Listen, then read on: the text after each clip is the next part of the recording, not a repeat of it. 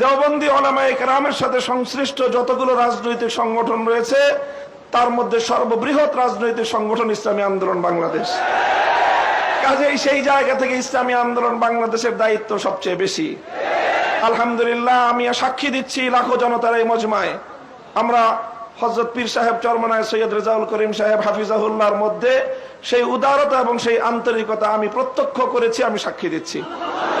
এই জন্য আমরা আশাবাদী আগামী দিনে ইনশাআল্লাহ আমাদের ঐক্য প্রতিষ্ঠিত হবে। এই জন্য আমাদের যেই কথা আমরা একমত সেটা হলো, আগে আমাদের উলামায়ে দেওবন্দের নেতৃত্বে যে সকল রাজনৈতিক সংগঠনগুলো পরিচালিত হচ্ছে আমরা আমাদের মধ্যে আমাদের ঐক্যকে আরো সংহত এবং মজবুত করব। ইতিমধ্যে আমির হেফাজত আল্লামা শাহ মুহিবুল্লাহ বাবুনগরী হাফিজাহুল্লাহর পক্ষ থেকেও আমাদেরকে সকল সংগঠনকে এই দাওয়াত দেওয়া হয়েছে। কাজী ইনশাআল্লাহ আমরা আশা করছি যে অদূর ভবিষ্যতে অনতিবিলম্বে আমাদের ঘরানার সবগুলো রাজনৈতিক সংগঠন আমরা সীসাতলা প্রাচীরের মতো ঐক্যবদ্ধ হব। এরপরে বাংলাদেশে অপর তিনটি ইসলামী ধারাকেও রাজনীতির ক্ষেত্রে আল্লাহর জমিনে ইসলামী হুকুমত কায়েম করার জন্য তাদেরকেও আমরা তাদের কাছে দাওয়াত নিয়ে যাব ইনশাআল্লাহ। সেটা হলো, একদিকে বাংলাদেশে আরেকটি অঙ্গন রয়েছে আহলে হাদিস সম্প্রদায় হিসাবে বিশাল একটা সম্প্রদায় বাংলাদেশে রয়েছে। আমার যতদূর জানা তারাও এই বিষয়ে বর্তমানে অতীতের যে কোনো সময়ের তুলনায় উদার দৃষ্টিভঙ্গি লালন করছেন।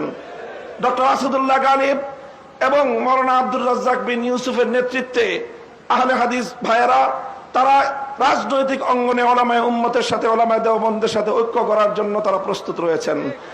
আমাদের আরেকটি অঙ্গন রয়েছে যাদেরকে আমরা সুন্নি বলে জেনে থাকি, সেই সুন্নি ভাইয়েরাও আমি আশা করি এবং আমার কাছে যতটুকু ধারণা তারাও ঐক্যের জন্য প্রস্তুত রয়েছেন।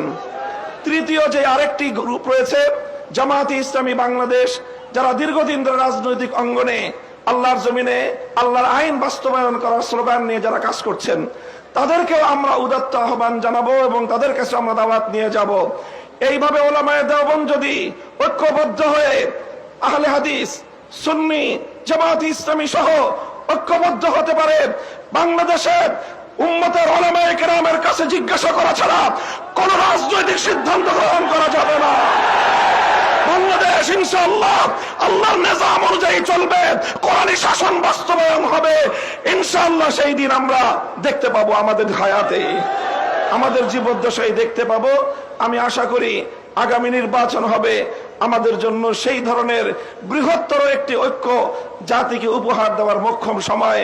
আমি আপনাদের সকলের কাছে দোয়া চাই যে এভাবে যেন আমরা আমাদের ভূমিকাগুলো পালন করে যেতে পারি।